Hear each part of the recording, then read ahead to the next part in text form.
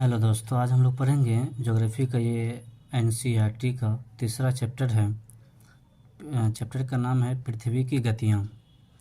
यानी कि यहाँ पे देखिए एक चित्र आप लोग देख रहे होंगे स्क्रीन पे।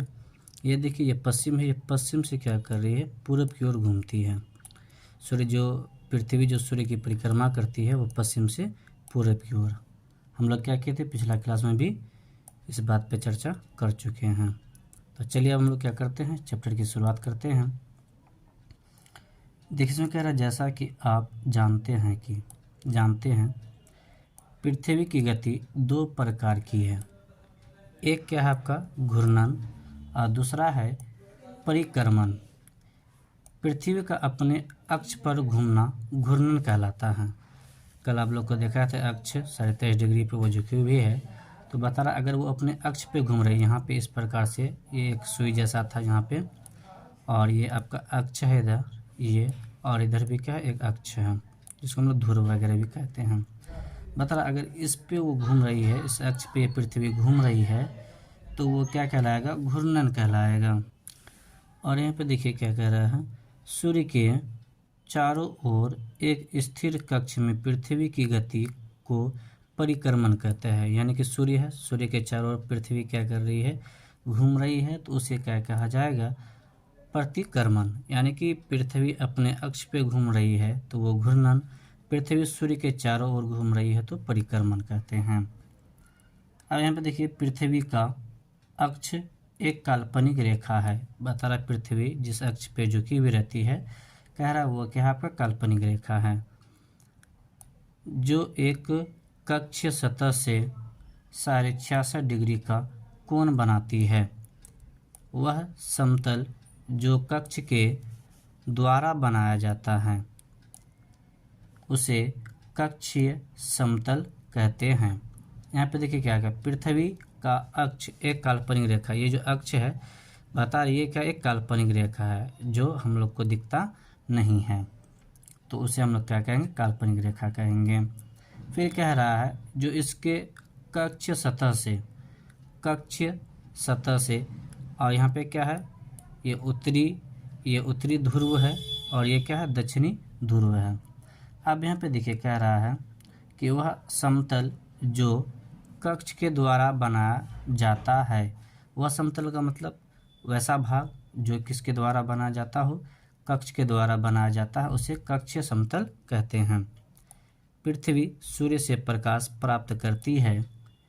पृथ्वी का आकार गोल के समान है, इसलिए एक समय में सिर्फ इसके आधे भाग पर ही सूर्य की रोशनी प्राप्त होती है। तो जैसे कि यहाँ पे देखिए ये जो चित्र है, आगे हम लोग चित्र देखेंगे, चित्र भी है, ये देखिए ये क्या है आपका सूर्य है और ये आपका क्या है, पृथ्वी है। ये क्या है आपका, पृथ्वी है। अब यहाँ पे देखिए यहाँ से सूर्य का जो प्रकाश निकल रहा है ऐसे इस प्रकार से निकल रहा है, यहाँ से निकल रहा है, ऐसे पृथ्वी पे पड़ रहा है ये सब प्रकाश। तो बता रहा है कि इस पृथ्वी के इसी भाग पे क्या हो रहा, प्रकाश पड़ रहा है। देखिए यहाँ पे इस भाग पे क्या हो रहा, प्रकाश पड़ रहा है, तो यहाँ पे क्या हो जाता है, दिन हो जाता है। और इस भाग में देखिए प्रकाश पड़ रहा है, नहीं पड़ रहा है, बल्कि यही भाग में प्रकाश पड़ रहा है। तो सूर्य का प्रकाश पृथ्वी के जिस भाग पे पड़ता है वहाँ पे क्या, दिन, और जिस भाग पे नहीं पड़ता है वहाँ पे क्या होता है, रात होता है। तो ये सूर्य के प्रकाश के कारण ही क्या होता है, पृथ्वी पे दिन और रात होती है। तो समझ गए। अब हम लोग ऊपर आते हैं। सूर्य की ओर वाले भाग में दिन होता है, मतलब जहाँ सूर्य की प्रकाश पहुँचती है वहाँ दिन, जबकि दूसरा भाग जो सूर्य से दूर होता है, जहाँ पे सूर्य की प्रकाश नहीं पहुँचती है, वहाँ रात होती है। तो दोस्तों इसी को दैनिक गति भी कहा जाता है। पूछेगा दिन और रात किस गति की वजह से होता है, तो बोलेंगे दैनिक गति। दैनिक गति किससे कहते हैं, वही सूर्य का रोशनी पृथ्वी के जिस भाग पे पड़ता है वहाँ दिन, और जिस भाग पे नहीं पड़ता वहाँ रात, इसी को दैनिक गति कहा जाता है। इसी की वजह से क्या होता है, दिन और रात होती है। ग्लोब पर वह वृत्त जो दिन तथा रात को विभाजित करता है उसे प्रदीप्त वृत्त कहते हैं। आप लोग देखे होंगे ये जो है ये इधर से इधर क्या हो गया, इधर दिन हो गया, और इधर से इधर क्या हो गया, ये रात हो गया। तो इसी रेखा को क्या कहा जाएगा, प्रदीप्त वृत्त कहा जाएगा। इस प्रकार से जो ढांचा बना ये आपका क्या कहलाएगा, प्रदीप्त वृत्त कहलाएगा।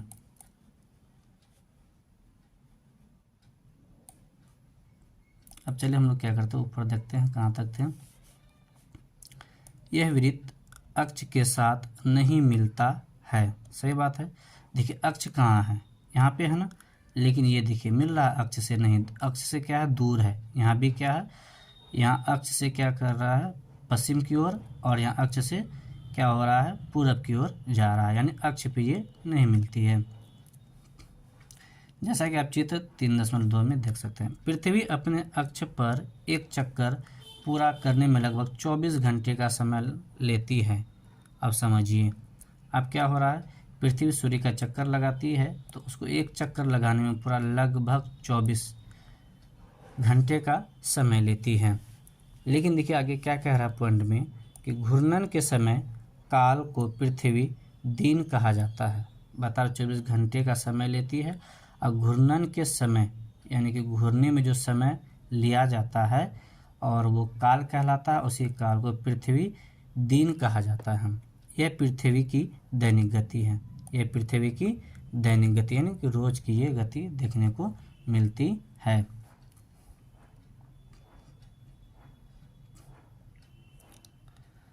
अगर पृथ्वी घूर्णन नहीं करे तो क्या होगा, जाहिर सी बात है अगर पृथ्वी घूर्णन ना करे तो क्या होगा। तो दोस्तों आप लोगों को भी ये मालूम होगा, अगर पृथ्वी घूर्णन ना करे, स्थिर रहे, तो जहाँ पे दिन है वहाँ पे दिन ही रहेगा, और जहाँ पे रात है वहाँ रात ही रहेगा।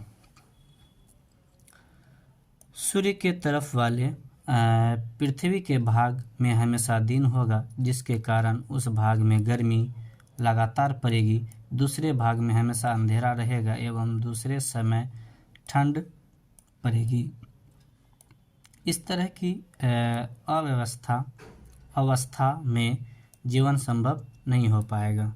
अब समझिए कहीं पे क्या हो कि सालों का सालों, यानी कि जब तक वो स्थिर रहेगा तब तक एक क्षेत्र में रात और एक क्षेत्र में क्या हो दिन, वो भी दिन में पूरा का पूरा 24 घंटा एकदम कड़ाके की धूप वगैरह देखने को मिलेगा, तो लोग परेशान हो जाएंगे, इस प्रकार की ज़िंदगी नहीं जी पाएंगे। पृथ्वी की दूसरी गति जो सूर्य के चारों ओर कक्ष में होती है उसे परिक्रमण कहा जाता है। पृथ्वी की दूसरी गति जो सूर्य के चारों ओर क्या होता है, कक्ष में होती है, यानी कि वो घूमती है, उसे परिक्रमण कहा जाता है। पृथ्वी एक वर्ष या 365 1/4 दिन में सूर्य का एक चक्कर लगाती है, यानी कि पृथ्वी जो है वो 365 दिन 1/4 एक दिन का चौथा भाग वो क्या करती है, एक चक्कर लगाने में समय लेती है एक वर्ष में। हम लोग एक वर्ष 365 दिन का मानते हैं तथा सुविधा के लिए 6 घंटे को इसमें नहीं जोड़ते हैं, यानी 6 घंटा ज़्यादा लेता है। अब यहाँ पे देखिए क्या कहते हैं, सूर्य है और ये सब का सब क्या है, ग्रह है। देखिए किस प्रकार से ये घूम रही है, वो चित्र में क्या कर दिया, दर्शाया गया है। 4 वर्षों में प्रत्येक वर्ष के बचे हुए 6 घंटे मिलकर एक दिन होता है। 4 वर्ष में 6 घंटा करके 6 चौको 24 एक दिन और एक रात हो गया, तो एक दिन हम लोग उसको मानते हैं, तो उसको लीप ईयर कहा जाता है। और आपको मालूम होगा एक लीप ईयर 366 दिन का होता है, वही एक दिन जो बहर गया वही आपका एक लीप ईयर हो जाएगा, यानी 24 घंटे के बराबर हो जाते हैं। इसके अतिरिक्त दिन को फरवरी के महीने में जोड़ा जाता है। आप लोग देखे होंगे 3 साल क्या होगा, फरवरी का 28 दिन का महीना होगा, और चौथा साल जो होगा वो लीप ईयर जो होगा वो फरवरी 29 का ही होगा। यहाँ पे देखिए दिया है कि प्रत्येक चौथे वर्ष फरवरी माह 28 के बदले 29 दिन का होता है। ऐसा वर्ष जिसमें 366 दिन होते हैं उसे लीप वर्ष कहा जाता है। अब यहाँ पे देखिए पता लगाइए कि अगला लीप वर्ष कब होगी, यानी कि प्रत्येक 4 साल में क्या होती है, लीप ईयर होती है।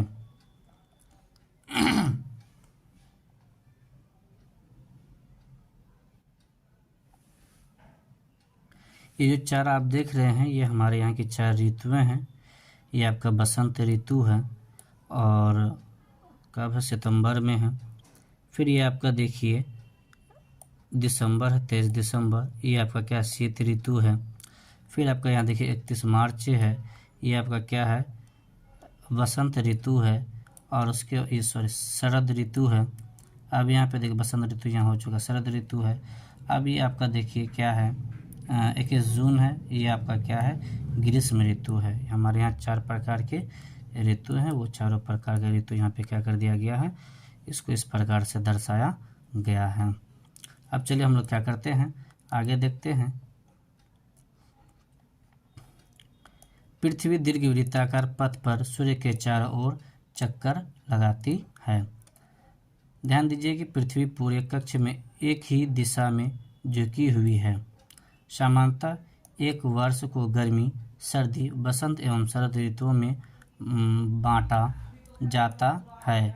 ऋतुओं में परिवर्तन सूर्य के चारों ओर पृथ्वी की स्थिति में परिवर्तन के कारण होता है। ऋतु में परिवर्तन मतलब सूर्य का जो प्रकाश है वो जो पृथ्वी पर था उसमें भी परिवर्तन देखने को मिलता है। अब देखिए यह चित्र दिया है 3.3 हम लोग देखेंगे आगे। इसमें कहा है 21 जून को उत्तरी गोलार्ध सूर्य की तरफ झुका हुआ है। 21 जून को कह रहा है। अब यहाँ पे देखे होंगे 21 जून, दिसंबर है, मार्च है, 21 जून है। अब ये कह रहा है ये जो 21 जून है बता रहा है ये क्या हो रहा है कि ये देखिए इसका बीचों बीच भाग है, लेकिन ये क्या कर रहा है इधर ज़्यादा से ज़्यादा भाग क्या है इधर झुका हुआ सूर्य की ओर। वही यहाँ पे कहा है कि आपका सूर्य 21 जून को उत्तरी गोलार्ध सूर्य की तरफ झुका हुआ है। उत्तरी गोलार्ध में जो वो सूरज क्या है, ये देखिए आपका ये उत्तरी गोलार्ध है और ये दक्षिणी गोलार्ध है, लेकिन उत्तरी गोलार्ध देखिए इधर झुकी हुई है किधर, सूर्य की ओर।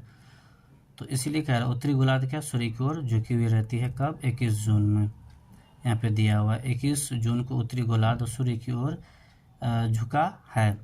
सूर्य की किरणें कर्क रेखा पर सीधी पड़ती है। अब देखिए जब सूर्य की किरणें कर्क रेखा पर सीधी पड़ेगी तो वहाँ पे क्या होगी, ज़्यादा गर्मी होगी, क्योंकि वहाँ पे ज़्यादा प्रकाश और ज़्यादा ऊष्मा मिलेगा।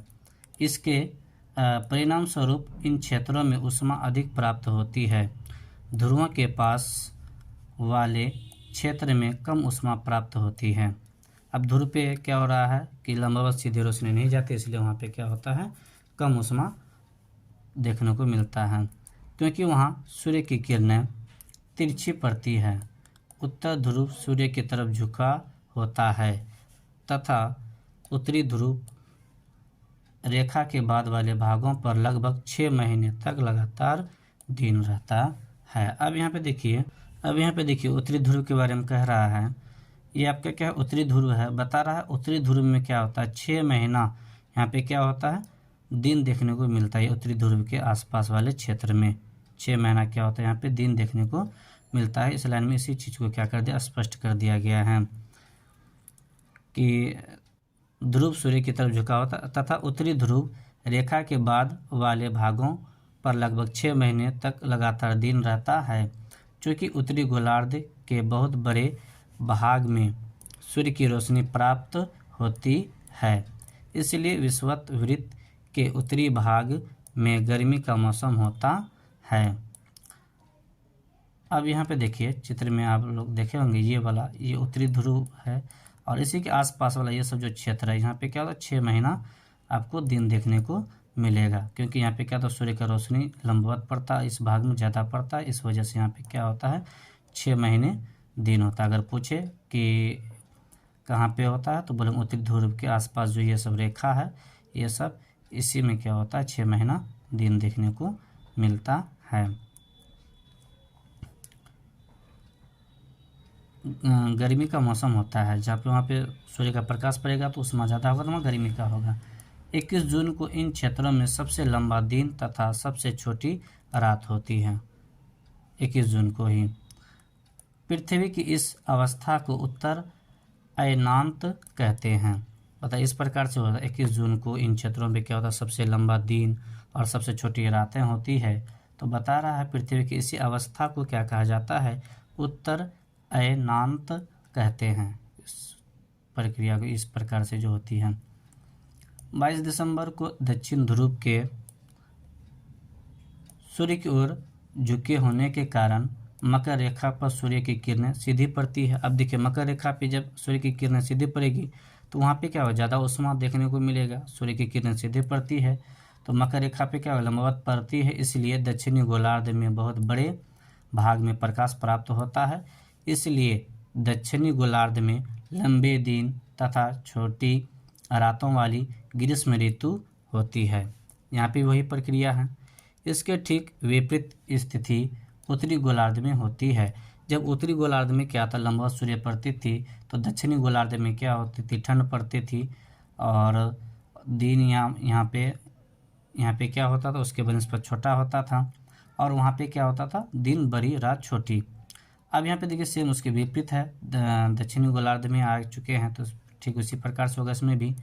पृथ्वी की इस अवस्था को दक्षिण अयनांत कहा जाता है। उत्तर में था तो उत्तर अयनांत और दक्षिण में है तो ये दक्षिण अयनांत कहा जाता है। अब यहाँ पे देखिए ऑस्ट्रेलिया में ग्रीष्म ऋतु में क्रिसमस का पर्व मनाया जाता है। ग्रीष्म ऋतु में, और हम लोगों के यहाँ भारत में क्या, भारत और बिहार में क्या है कि आपको देखें होंगे कि क्रिसमस जनवरी में मनाया जाता है, यानी ठंड के समय में मनाया जाता है। कभी जनवरी तो कभी दिसंबर, इस प्रकार से देखने को मिलता है। तो वहाँ पे ऑस्ट्रेलिया की बातें हैं। यहाँ पे क्या बता रहे हैं, ग्रीष्म ऋतु में क्रिसमस का पर्व मनाया जाता है। 21 मार्च एवं 23 दिसंबर को सूर्य की किरणें विषुवत वृत्त पर सीधी पड़ती है। इस अवस्था में कोई भी ध्रुव सूर्य की ओर नहीं झुका होता है, इसलिए पूरी पृथ्वी पर रात एवं दिन बराबर होते हैं। इसे विषुव कहा जाता है।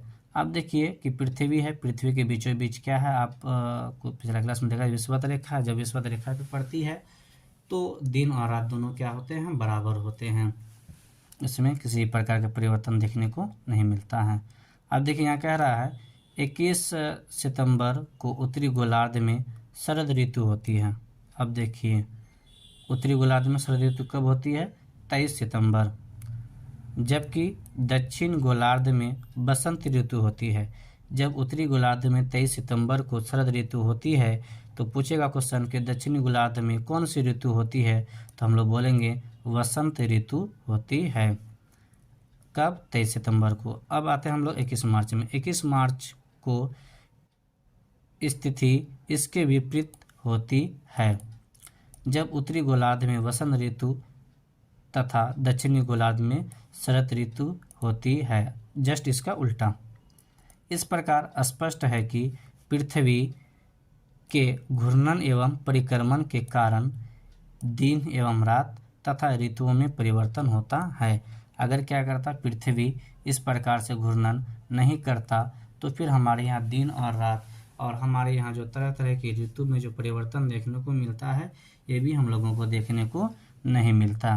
तो दोस्तों ये जो चैप्टर था ये आपका बहुत ही छोटा चैप्टर था और इस प्रकार से आपका ये चैप्टर समाप्त हो गया। दोस्तों इस प्रकार से आज ये तीसरा चैप्टर समाप्त हो चुका है।